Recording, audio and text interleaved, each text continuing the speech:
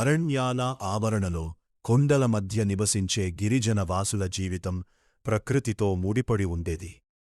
ఆ కాలంలో వారు శక్తి స్వరూపినిగా భావించిన కాళీమాతకు ఘనమైన పూజలు నిర్వహించేవారు. గ్రామశాంతి, వర్షాలు, పంటలో రోగ నివారణ కోసం మూగజీవులను బలి ఇచ్చే ఆచారం ఉండేది.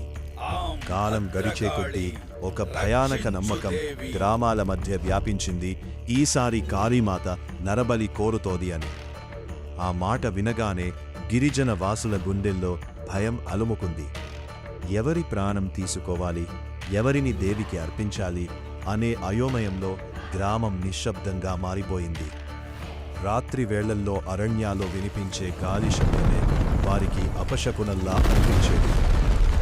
అలా 2 రోజుల తర్వాత చీకటి కమ్ముకున్న సాయంత్రం సమయంలో కొంతమంది అపరిచితులు భూపతిపూర్ గ్రామంలోకి అడుగుపెట్టారు.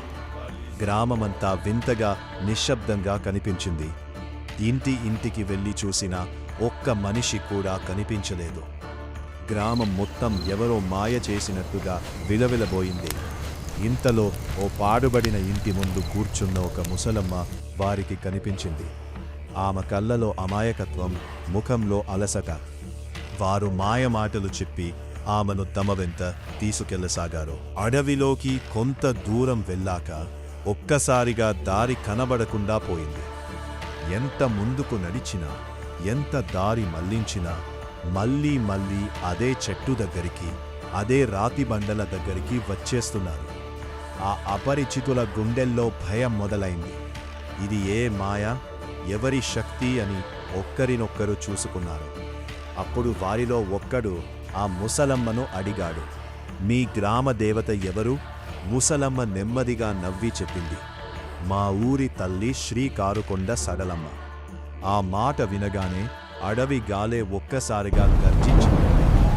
చెట్ల ఆకులు బలంగా కదిలాయి. వారికి ఇది సాధారణ ముసలమ్మ కాదని, గ్రామ దేవతే మాయ రూపంలో తమ ముందుకు వచ్చిందని అర్థమైంది. భయంతో వణికిపోయిన వారు నేలపై మోకాళ్లపై కూర్చుని, అమ్మా, మా తప్పు క్షమించు, భూపతిపూర్ గ్రామాన్ని వదిలి వెళ్తున్నాం అని ప్రార్థించారు. అప్పుడే ఆ అడవి మార్గం స్పష్టంగా కనిపించింది. వారు ఒక్క క్షణం కూడా ఆలస్యం చేయకుండా ఆ గ్రామాన్ని విడిచి పారిపోయారు. అప్పటి నుండి భూపతిపూర్ ప్రజలు శ్రీ కారుకొండ సడలమ్మ తల్లిని గ్రామరక్షక దేవతగా మరింత భక్తితో పూజిస్తూ వచ్చారని ఆ ప్రాంతపు పూర్వీకులు చెబుతున్నారు.